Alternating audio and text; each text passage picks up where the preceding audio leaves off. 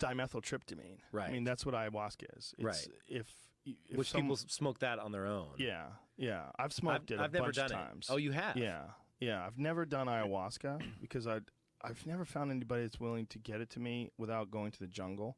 You got to do the ceremony. Yeah. But the DMT experience itself is unbelievably intense.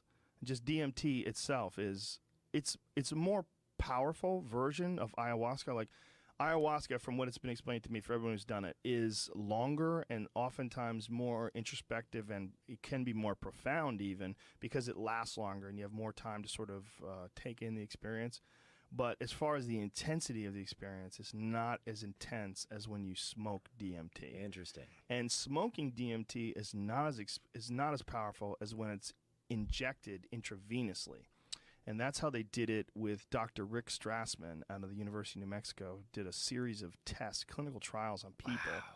And he documented it in a book called DMT, the Spirit Molecule. I've heard about that. Isn't there a documentary on that as well? Yeah, I narrate it. Oh, you do? I'm the host of it. Yeah. Oh, that's awesome. Yeah.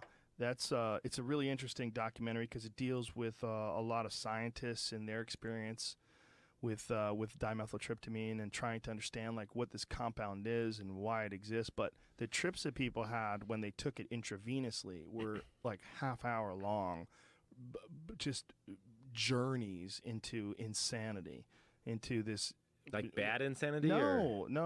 But, all of them, I believe, afterwards said that it profoundly enhanced their life and their perspective and gave them a view of reality that forever changed the way they look at things, about interactions, life. And I could say that about myself. Like, my experiences with DMT have definitely profoundly changed the way I view possibility, because it's so impossibly dynamic and insane, and it just doesn't seem like anything that you could have ever imagined.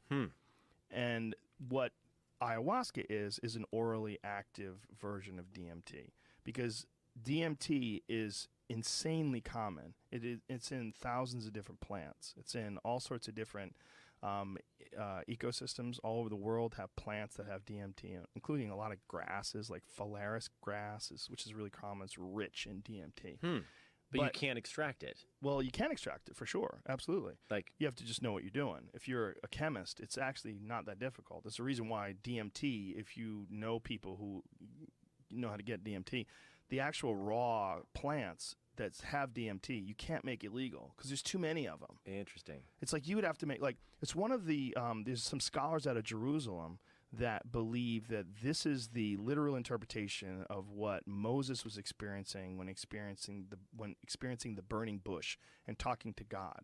They believe that burning bush is the acacia tree, because the acacia tree is very rich in DMT and extremely common in that part of the world. So was Moses smoking the Most tree? likely, yeah. Most So likely. if you smoke the acacia tree, do you get the DMT? I'm sure if you light those trees on fire, you're going to absorb a certain quantity of DMT. It wouldn't be as pure as like extracting it in a lab, breaking it down to the raw DMT crystals, and then freebasing it, which is what you do. That's probably way more intense. But it's entirely likely that there's a method of doing it, because the method that they found in the Amazon is extremely convoluted. Like, what they did was, if you eat a plant, right, that has DMT in it, your body produces something called monoamine oxidase that breaks down the dimethyltryptamine in the plant, and you won't experience it psychoactively. It's just like eating weed. It does nothing unless it's been already pre-broken down. But even more different, because weed has to be like cooked in something in order to activate it. Right. But if you just eat it straight up, just like the plant itself, you won't feel anything. I don't think so. No, you don't. But it's supposed to be really good for you, though. Oh, interesting. If you eat it, like Fiber? juicing it, like, it's supposed to be like really rich in phytonutrients, and it's supposed to be really rich in CBDs too, which don't necessarily get you high, but are really good for you. And good for inflammation. Juicing it. Yeah. But no, it's a big thing, man. People juice it. It's really super common. Like wheatgrass juice, but they do it with cannabis. They take the leaves and they throw it in a juicer. You get those at like the dispensaries here? No. But I've seen it online. I've never actually seen it in person, but I definitely have seen it online. So what these people have done when they created ayahuasca, and they've been doing this for no one knows how long, but they believe it's been thousands and thousands of years. It's really hard to try to figure out how long they've been doing it. But they take the leaf of one plant, which contains harmine, which is a natural MAO inhibitor, and they take the roots or the vine of another plant, which has the dimethyltryptamine in it, and they boil it in some sort of a I've crazy watched that concoction. process, yeah. So they figured out how to make their own pharmacological solution to absorbing DMT orally. Which is crazy. And Who discovered amazing. that? Well, they say the plants told them how to do it. Of course they said that. I don't know if that's wrong. I mean, I just think our view of what a plant is like, well, I talked to my fern and it never says anything. Right. You got a plant that's in a fucking plastic cup. I think it's probably analogous to the difference between that little tiny pig that's like a little baby pig and a fucking wild pig who's out there hustling, making shit happen, you know? But I think that is a wild animal, you know? And I think these wild plants that are living in the jungle, that are alive in the rainforest and have been there for thousands of years in this deep canopy of moisture and nutrients and plants and bugs and mammals and cats and all these different things. And then you got these people who live like the Chumani. They're walking barefoot through these fucking woods in Bolivia and throwing fucking spears at monkeys and shit and cooking them over the fire. Like, these people have been living like this for thousands of years. I think it's entirely possible that these people that are eating plants that have psychedelic properties to them, whether it's mushrooms, and you know, there's a lot of mushrooms that you can eat that, and also in these same areas, there's a lot of psilocybin. So they're chewing these psilocybin mushrooms, and they have these ideas of like how to combine these things. You're talking about hundreds of different species of plants. And these fucking guys have figured out how to take these two and combine them in some really crazy involved way. Yeah. Where you're boiling it, and what's the explanation? There's no explanation that makes any sense other than the plants gave them the hints. Yeah, I think that I've always believed, and my wife's a neuroscientist, so we talk about this stuff a lot and debate it, but I've always believed that, you know, we know about the senses that we've documented. Mm-hmm. And I think that there's certain things that we can take that activate other senses that we didn't know were there and allow us to do certain things, like, for example, talk to plants or whatever it may be. It's not going to be the, you know, I'm having a conversation and it's talking back to me, but it could be a feeling or a vibe or data, you know, some way something. of getting There's something data. else there, you know. Well, do you know when scientists first found harmine, and I want to say this was in the early 1900s. I forget what year it was, but when they first found harmine, they wanted to call it telepathine. I think it was Psychotria viridis. I think that was the plant that they found it in. I forget what the plant they found it in was. But the compound, whatever it was, had allowed these people, these scientists, to feel like they were experiencing some sort of communal thoughts. And so they wanted to call it telepathine. But because of the fact that once they had isolated the compound and figured out what it was, they realized it had already been named harmine, you know, due to the rules of scientific nomenclature. They decided to just keep that name. But their name for it was going to be... After 6 million years of boredom, the evolutionary ascent of our species from the last common ancestor with the chimpanzee, something extraordinary happened to us less than 100,000 years ago, which, by the way, is long after we'd become anatomically modern. It was a kind of emergence into consciousness less than 100,000 years ago, really less than 40,000 years ago, when we became fully symbolic creatures. And this great change has been defined as the single most important step forward in the evolution of human behavior, is intimately associated with the emergence of the great and transcendent rock and cave art all around the world.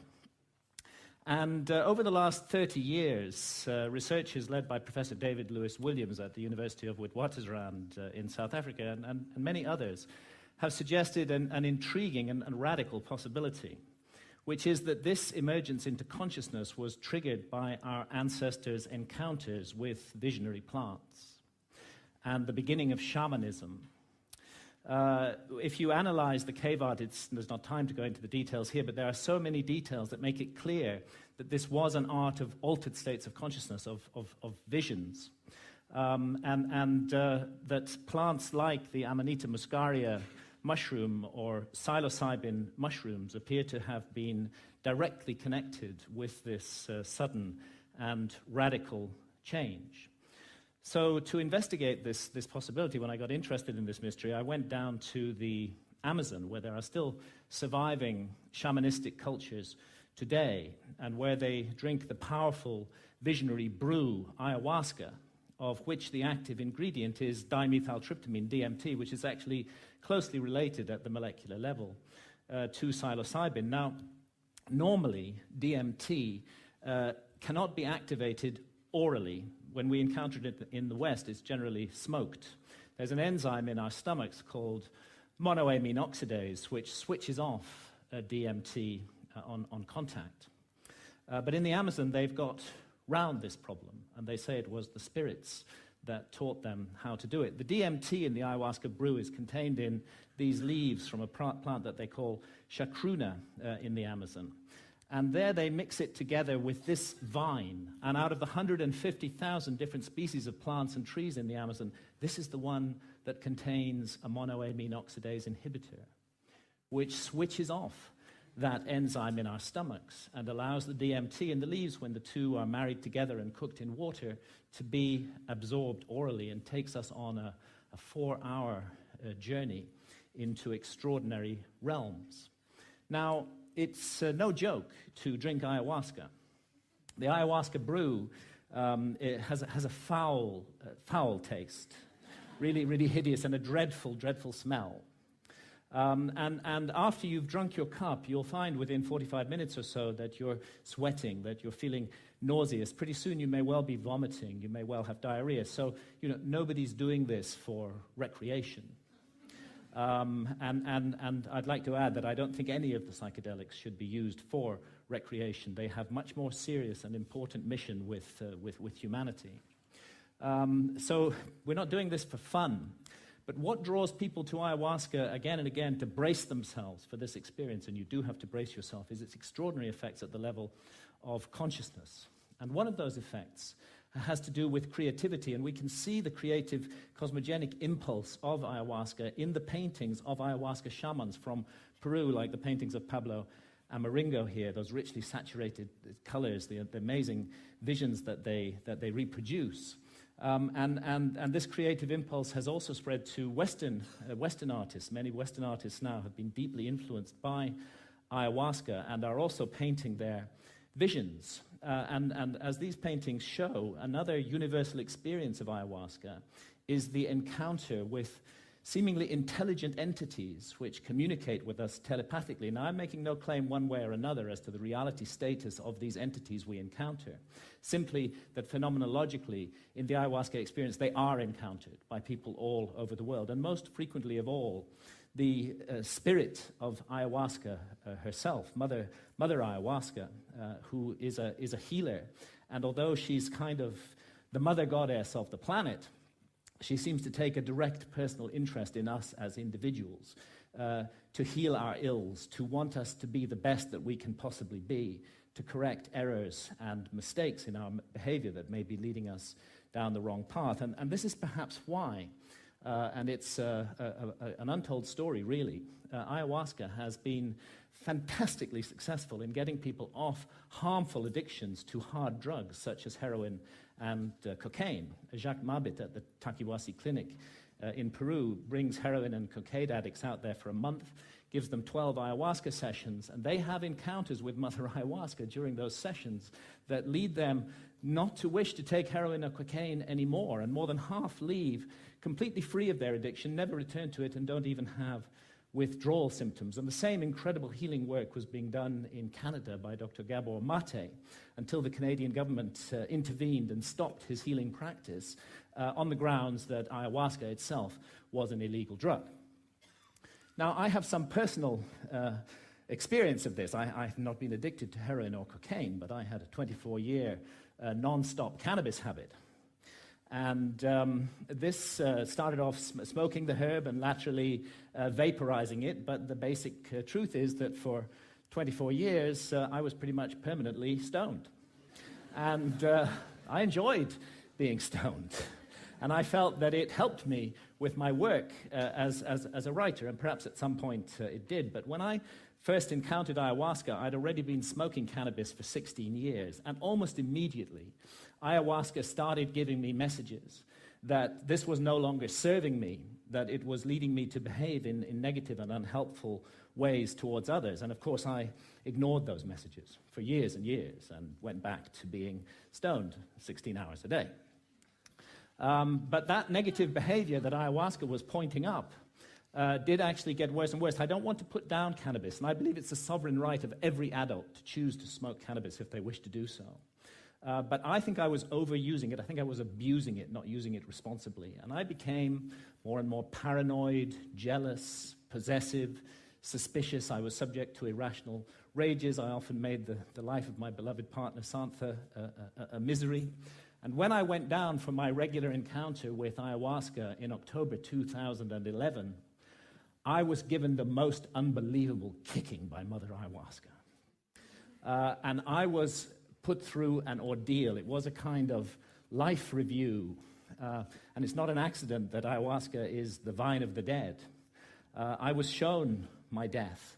And I was shown that if I came to death and what awaits us after death, without having corrected the mistakes that I was making in my life, that it would be a very bad thing for me. And actually, Mother Ayahuasca literally took me to hell. And that hell was a little like this hell painted by Hieronymus Bosch, a truly terrible place, and a little like the place that the ancient Egyptians called the judgment hall of Osiris, where our souls are weighed in the scales in the presence of the gods against the feather of truth, of justice, of cosmic harmony. And I was shown that the path I was walking, my abuse of cannabis and the behavior associated with it, was going to lead me to be found wanting in the judgment, and that I might face annihilation in the world beyond death. So perhaps not surprising that when I came back to England later in October 2011, I gave up cannabis. And I've never smoked it again since then. And actually, and again, I'm speaking only personally with no comment on others' use of cannabis, it's as though a monkey has been lifted off my back.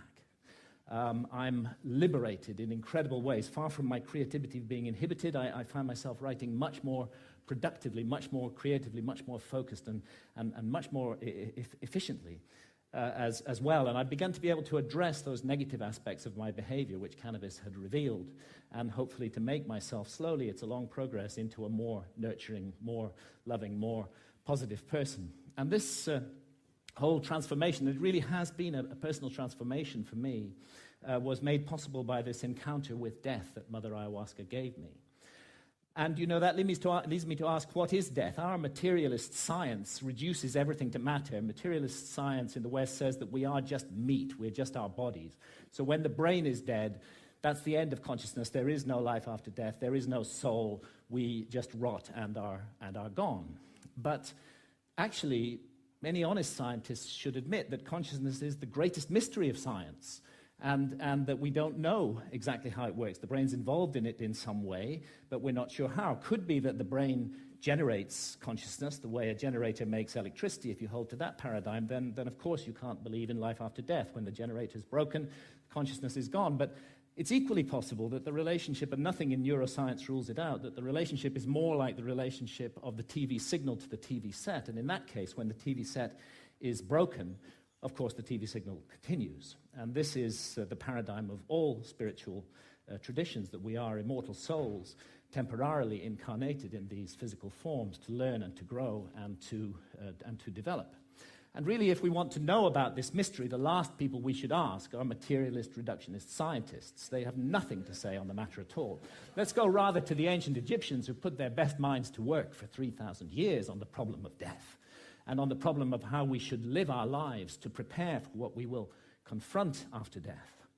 And the ancient Egyptians expressed their ideas in transcendent art, which still touches us emotionally today, and they came to certain very specific conclusions, that the soul does survive death, and that we will be held accountable for every thought, every action, every deed that we have lived through in our lives. So we better take this precious opportunity to be born in a human body seriously, and make the most of it. And in these inquiries into the mystery of death, the ancient Egyptians weren't just exercising their imaginations. They highly valued dream states, and it's now known that they used visionary plants like the hallucinogenic blue water lily. And it's interesting that the ancient Egyptian tree of life has recently been identified as the Acacia nilotica, which contains high quantities of DMT, dimethyltryptamine, the same active ingredient that we find in ayahuasca.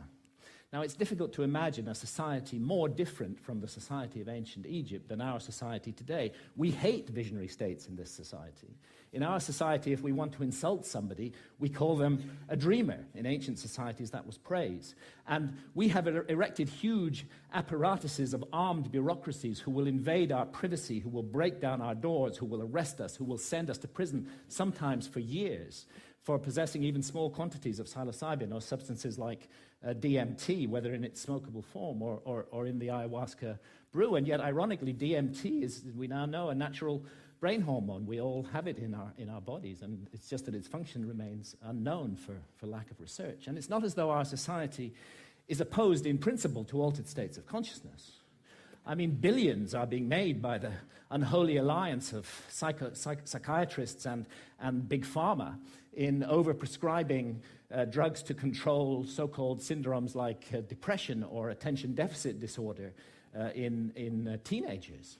And we have a love affair in our society with alcohol. We glorify this most boring of drugs, despite the terrible consequences that it often has. And of course, we love our stimulants, our tea, our coffee, our energy drinks, our sugar, and huge industries are built around these substances, which are valued because of the way they alter consciousness.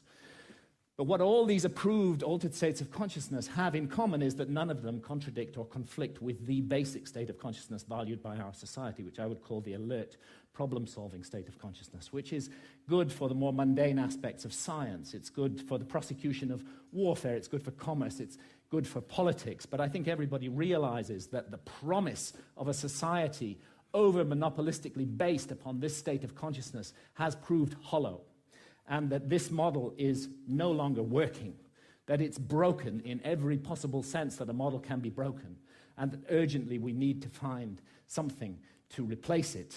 The vast problems of global pollution that have resulted from the single-minded pursuit of profit, the horrors of nuclear proliferation, the specter of hunger, that millions every night go to bed starving, that we can't even solve this problem despite our alert, problem-solving state of consciousness.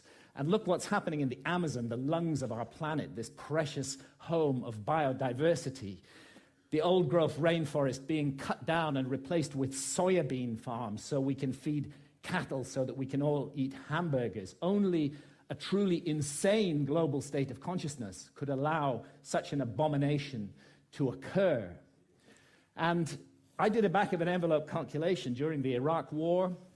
It seems to me that 6 months' expenditure on the Iraq War would have solved the problem of the Amazon forever, would be sufficient to compensate the peoples of the Amazon so that no single tree ever needed to be cut down again to garden and look after that amazing resource. But we can't make that decision as a global community. We can spend countless billions on warfare, on hatred, on fear, on suspicion, on division, but we can't get together the collective effort to save the lungs of our planet. And this is perhaps why shamans from the Amazon are now mounting a kind of reverse missionary activity. When I've asked shamans about the sickness of the West, they say it's quite simple. You guys have severed your connection with spirit.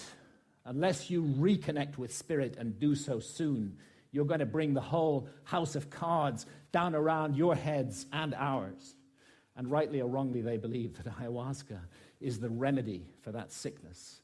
And many now are being called to the Amazon to drink ayahuasca, and ayahuasca shamans are traveling throughout the West, offering the brew, often under the radar, often at personal risk, to bring about consciousness change. And it's true that the message of ayahuasca, the universal message, is about the sacred, magical, enchanted, infinitely precious nature of life on earth and the interdependence of material and spiritual realms. And it's impossible to work with ayahuasca for long without being deeply and profoundly affected by this message. And let's not forget that ayahuasca is not alone, that it's part of an ancient worldwide system of the targeted, careful, responsible alteration of consciousness. It's recently been shown by scholars that the kykeon used in the Eleusinian mysteries in ancient Greece was almost certainly a psychedelic brew, that the soma of the Vedas may well have been a brew based upon the Amanita muscaria mushroom.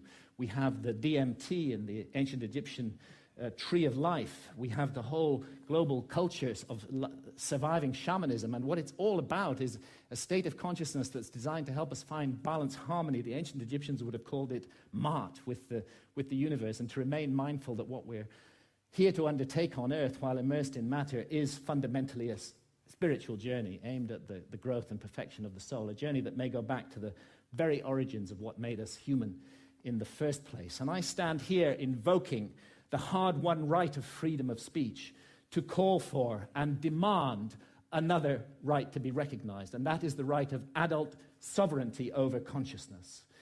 There's a war on consciousness in our society, and if we as adults are not allowed to make sovereign decisions about what to experience with our own consciousness while doing no harm to others, including the decision to use responsibly ancient and sacred visionary plants, then we cannot claim to be free in any way, and it's useless for our society to go around the world imposing our form of democracy on others while we nourish this rot at the heart of society and we do not allow individual freedom over consciousness. It may even be that we're denying ourselves the next vital step in our own evolution by allowing this state of affairs to continue, and who knows, perhaps our immortal destiny as well.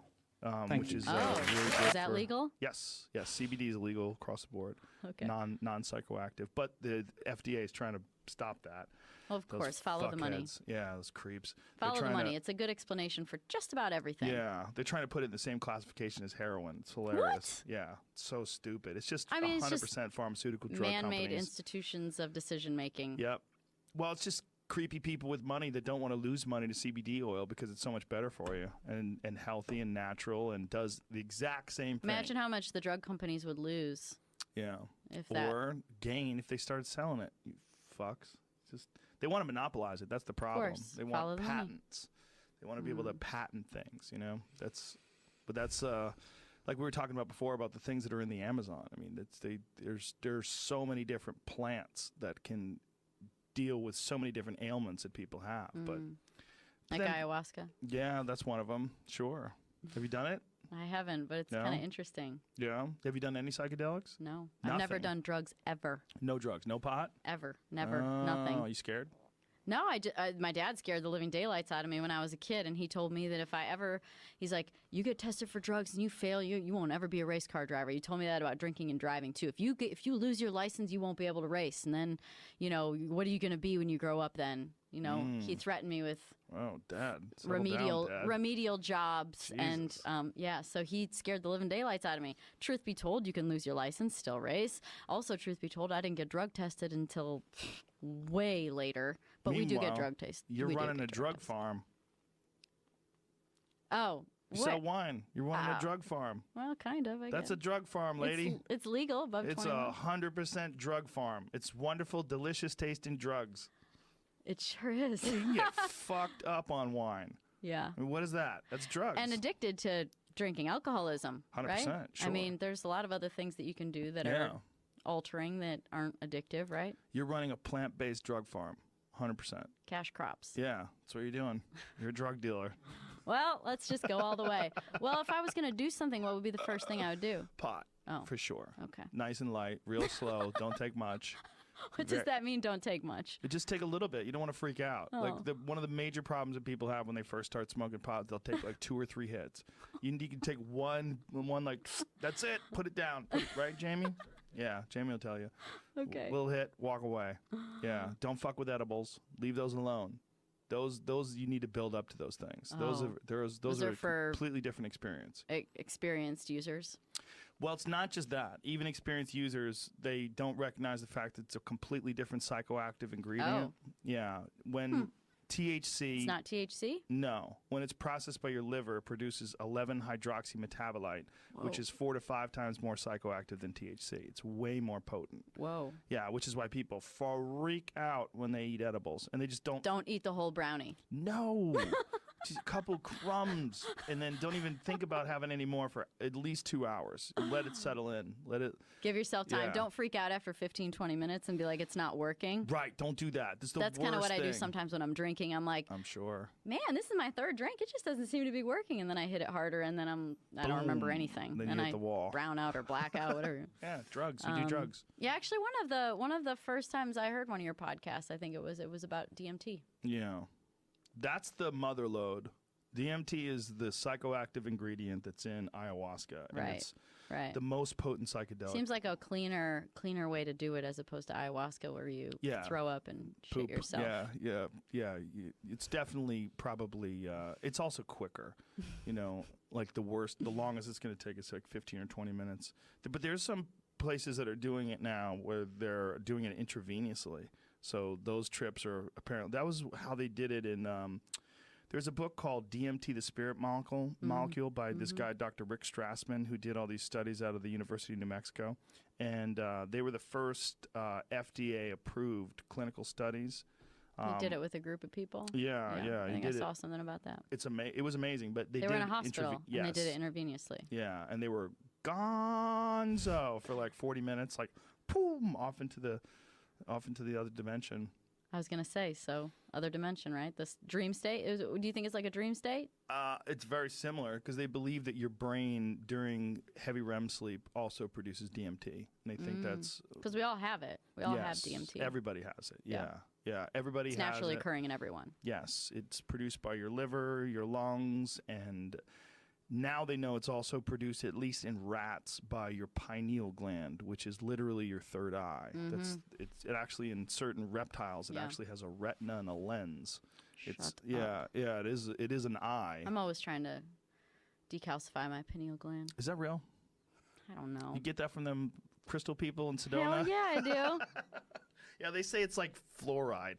Fluoride's calcifying your pineal gland, man. Like, okay. I did watch a cool how's thing. it getting in there? Yeah. How's it getting through my mouth and through? Are you sure? Are you sure? Well, yeah, fluoride's it goes getting in there? everything. You are what you eat. Yeah, sorta. But are you what you drink? That Are you too. wine? Yes. Yes, I get better with age. Duh. Yeah, I don't know if your pineal gland actually gets calcified by fluoride in drinking water. That sounds like some hippie horse shit. It does sound hippie horse shit. I'd like to see some scientific proof. But hey, man, with all the hippie shit, there's not a lot of scientific proof with it. No, there's not. It's a sense of knowing. That's what it comes down to, is a sense of knowing. Like, do you really feel like this is making sense to you? Does it register? For legal purposes, this was not in the U.S. No, joking. I was with a group of friends, and in a very relaxed setting, we had some DMT, and we decided to. We were all, discussing different problems in our life, and we decided, let's relax and sort of try to press the reset button, and wake up tomorrow like refreshed and amazing, and. Basically, I'm lying on the couch and, vaporizing some DMT, not really feeling any effects, smoke some more. A lot of the other people in the room had already started to feel it because they had some experience with it, and just maybe their brains are more susceptible or, more open to the psychedelics. So it took me a little bit of time to actually start seeing anything, and I closed my eyes, and the first thing that happened was sort of almost like what I would expected. If like somebody takes acid or something, there was like a lot of geometric shapes, and they were very bright and colorful and like spinning and making like these beautiful, amazing, like sacred geometry patterns. And I'm going, wow, this is the most amazing screensaver I've ever seen in my life. I'm like, this doesn't seem meaningful or anything, but this is beautiful. Like, I could never imagine seeing these patterns and shapes and just the way it was going ever in my life. And I'm just like, wow, this is just beautiful. Like, I feel like all of my neurons are like firing in some kind of beautiful pattern that will never happen again. I'm just like, most beautiful sunset ever, But then things started changing. So I started having, it was almost like it became sort of like a little bit of a video game. This is very bizarre, but I saw like little cartoon cats walking around, and like there was ice cream cones. It was weird. And then I'm going, okay, I don't know whether this is gonna start going off the deep end, But after that played out a while, there was like a distortion of the reality there, like what I was seeing was no longer like a 3D world. It became like a 4D world, which it was like time and space was bending. And then I had the sensation of starting to fall, which was really interesting. Should have been terrifying at the moment because like it was like I was falling into a black hole. That's what it felt like. But falling, and finally I sort of fell, and then I felt like I was floating, and it was very white, like sparkly type world, and literally it sounds really cheesy, but it sounded sort of like heaven-like, where there's like clouds, and just like it felt like I was with like deceased, really amazing, important people, like, and I was surrounded by like people that were like influential but cared about me and wanted me to be there and be safe. It was like just an oddly emotional feeling. It was very abstract. And then like the last thing that I remember from that first trip was like it was almost like the Last Supper setting. Like, and I'm not even a deeply religious person. I was raised Catholic, but literally it felt like I was sitting at the Last Supper, and it was just like this was completely normal. And then right after that, then I woke up and I was just like, did I just go to heaven? This is a really, like, this is bizarre. Like, that's not, I started off seeing shapes, and then there were cats, and then I felt like I fell out of space and ended up at the Last Supper in heaven or something. It was just such a weird, bizarre experience. And they're like, my friends were like, yeah, a lot of us have had similar experiences. It's like crossing over. And I'm going, crossing over where? They're like, oh, to the other side. And I'm going, none of this makes sense to me. It wasn't scary. It was fun. It was very interesting to have a like spiritual experience at the end, because again, I don't consider myself spiritual, and I'm going, why would my brain take me there, you know, out of all the places? But I felt safe, I felt comfortable, I felt accepted, and that was just an interesting place at the time, because I was going through some emotional turmoil, and I didn't feel safe or welcome or like I had friends, and it just felt at the end like it was okay and I was loved, and that was a really nice thing, and it made me want to go try it again at some other point. Wow. No, it was insane. And all this happened over like 6 minutes, but it felt like, to me, it felt like this was like maybe 2 or 3 hours, and it was just like, oh no, you were just in there for 6 minutes. It blows my mind sometimes thinking about this, because the old me would have never been able to rationalize that. It was just like, okay, let's just forget that happened. That was weird, or you were mentally ill or something. You know, that's what you're trained to think. You know, if you're having these experiences, your brain isn't working, or it's doing something weird, or, you know, for a neuroscientist point of view, you know, well, that's just this neuron overfiring and releasing too much glutamate, and, you know, it's all chemical response. But the fact that my body took a chemical and decided to give me a feeling of comfort and spirituality, and sort of went that way with it, was nice. And I think our bodies have an innate ability to heal themselves, and that's amazing. And not many people know how to unlock that in themselves. And I can't wait for the time where I can have another experience with it.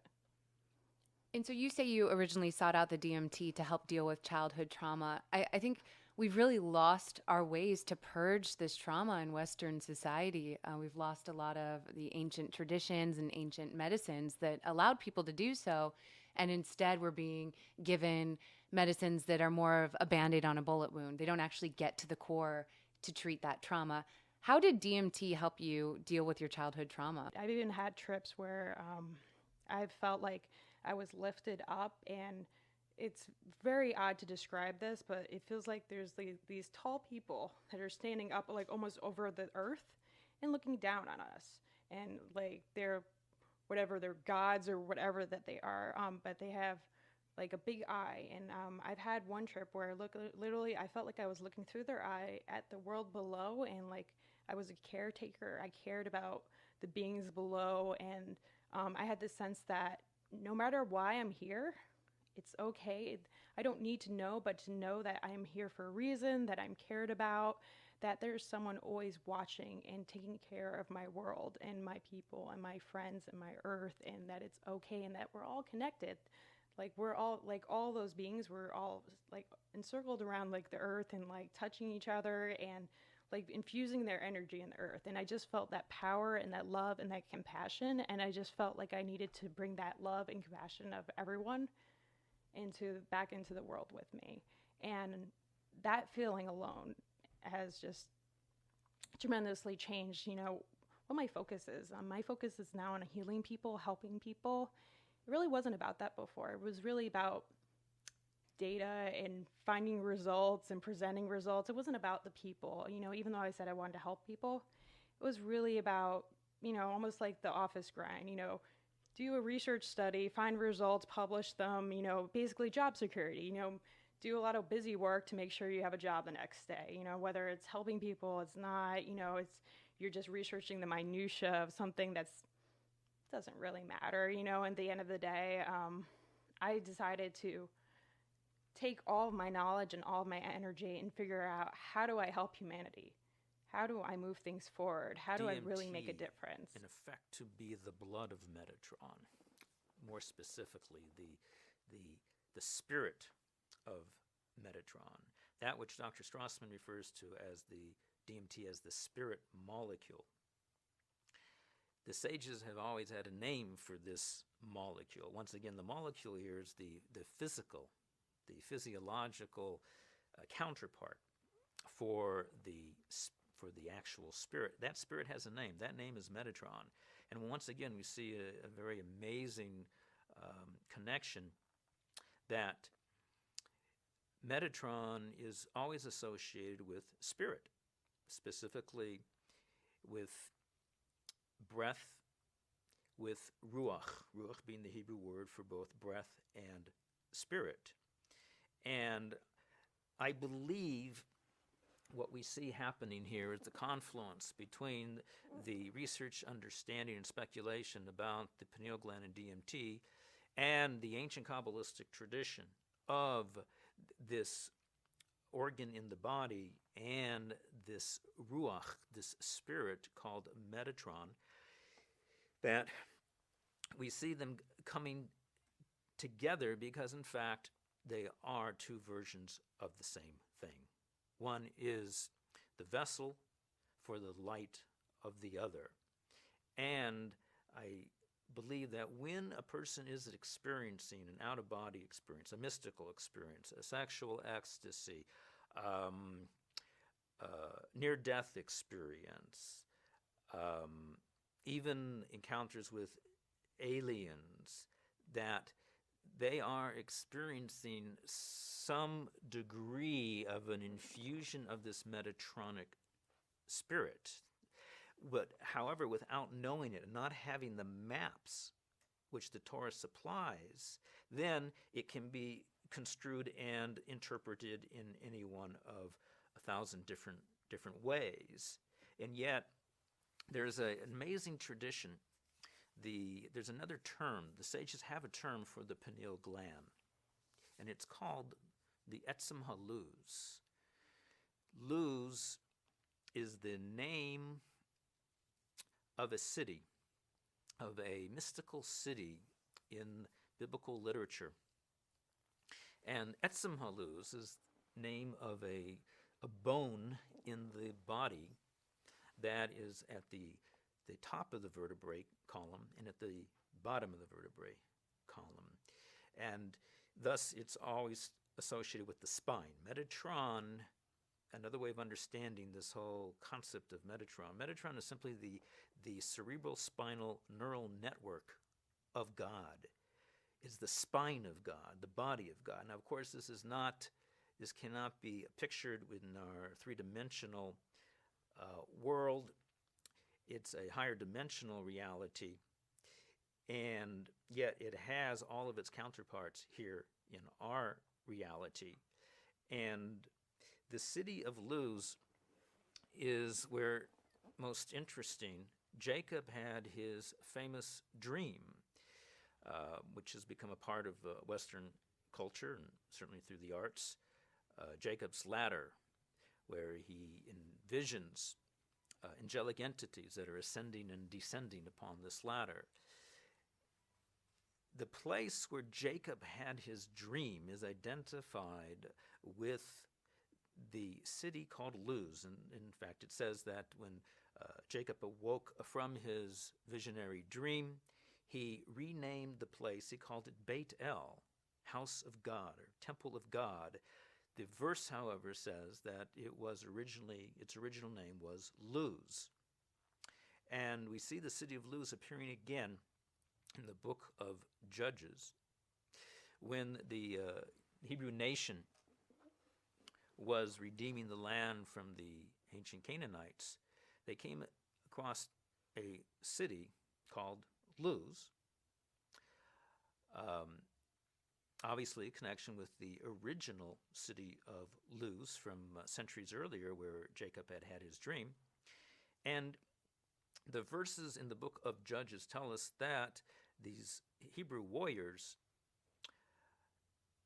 masters of warfare, could not find the entrance to this city. It had a secret entrance. And they set up watchers, and then they spotted a Canaanite, apparently coming out of the city.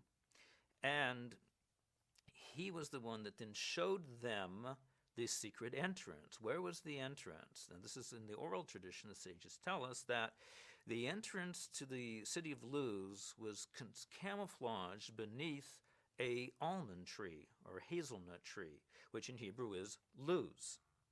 And the Luz tree had a hollowed out trunk, which led into a cave, which led into a tunnel, which led into the city of Luz.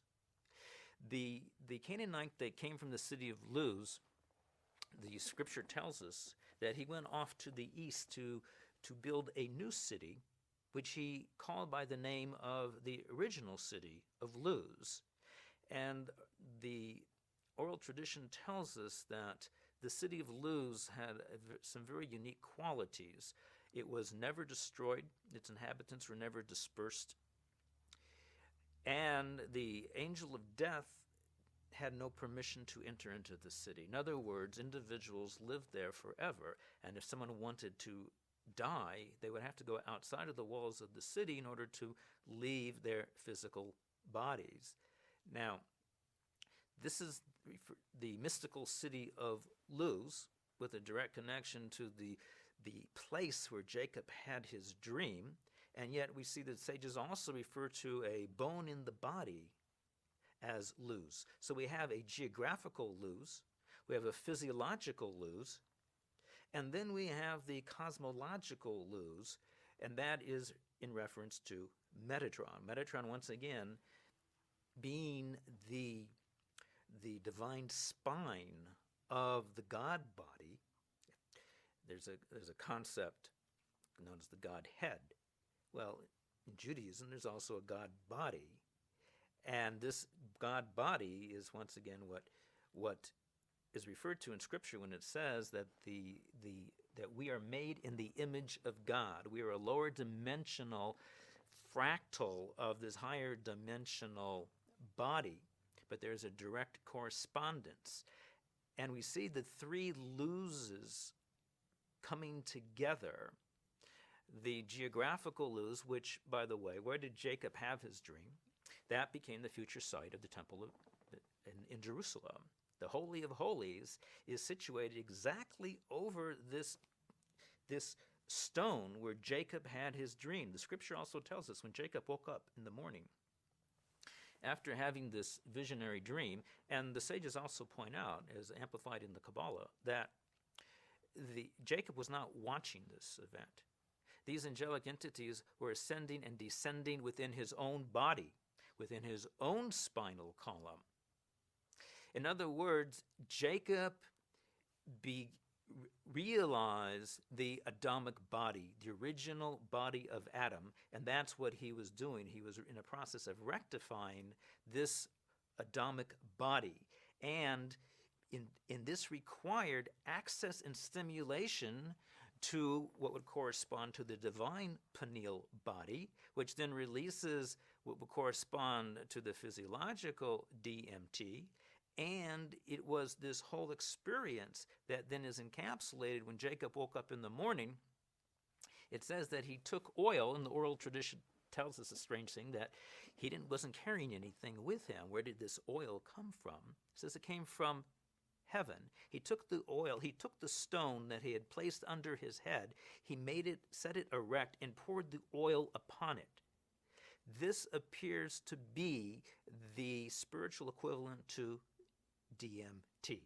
This process of anointing, and this is important for us to appreciate, the term Messiah, which is known in the Christian tradition as Christ, coming from the Greek Christos. This comes from the original Hebrew Mashiach, which means anointed. The Messiah is simply the concept of internal anointing, and when it happens on a collective global level, that is what is referred to as the Messianic age, which we see from this perspective is nothing other than each individual activating, actualizing the power that lies buried in the mystery of each of our pineal bodies. Half tongue in cheek, wrote the foreword to the psilocybin mushroom growers guide, saying, the mushroom's intelligence, and it has it has information about how to build technologies and things like that. But if you really think about the whole SETI thing and the communication with extraterrestrial intelligence and all the efforts to detect radio signals, from an advanced civilization. I mean, the premises that surround that idea are so naive, it's almost embarrassing. The notion that an extremely advanced technological civilization would even bother with radio, is just silly. No, it ain't gonna come that way. Or it may come that way, but there's lots of ways that it may come. And I've actually read speculations where people have said, well, you could build a message into DNA which would not be detected until the civilization had reached the point where they could do molecular biology, they could sequence these things, and they could see, that there's actually a meaningful sequence of information there. Well, how about make DMT? Yeah, turn the N-methyltransferase on and make a compound that when you take it shows you machines and starships and aliens and weird cities and all this stuff. I mean, what could be less ambiguous? There's no mystery. That is the message. And it's interesting that tryptophan, which is, again, in everything, right, one of these essential amino acids, but the genetic code, and I don't know what you want to infer from this, what I'm getting to, or if anything, but the genetic code is what they call a degenerate code, right? Meaning there are the DNA codes for 64 triplets that code for amino acids, but there are only 20 amino acids, right? So for every amino acid, there's generally more than one codon, so it's a redundant thing. Sometimes the different codons will code ultimately in transcription and protein synthesis for the same amino acids. The one exception to this is tryptophan. There's only one codon that codes for tryptophan out of all 64. So what does that mean? Probably nothing. But you could speculate and say, well, it's an artifact. It was put there. It was built into the way this whole thing works. And again, it's sort of like the fact that DMT is, the fact that DMT permeates nature so much is kind of like a cosmic joke in a way. It's nature playing with us. It's nature saying, get it? Do you get it? The fact that 2 steps away from tryptophan, there is a molecule that opens transcendent dimensions. Aren't we clever? That and maybe the fact that tryptophan is only coded by one codon, maybe that's a sign that at some point, the whole thing was designed or genetically engineered in some way. And I don't postulate, alien super biotechnologists or whatever, but they could have done it. And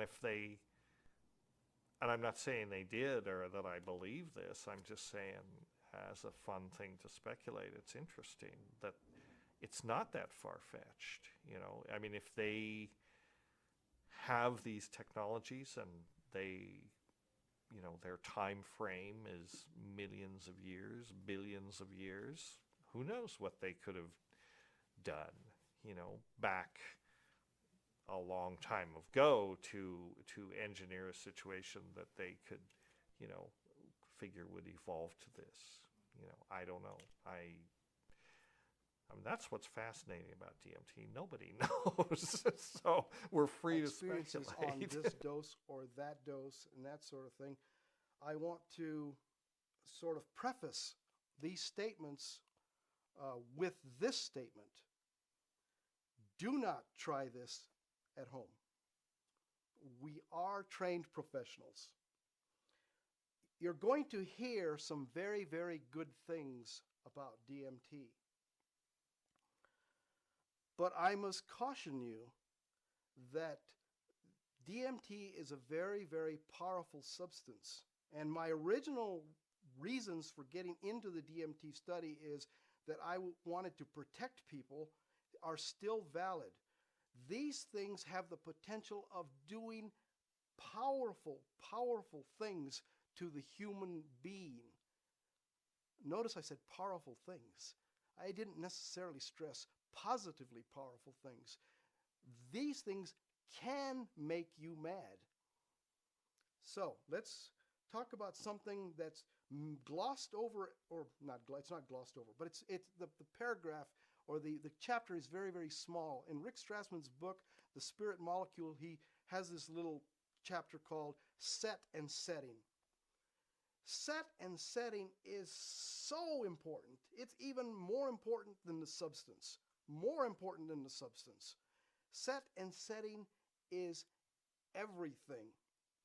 Now, in the DMT experiences, or experiments, what was happening is people were blindfolded and then intravenously injected with the DMT.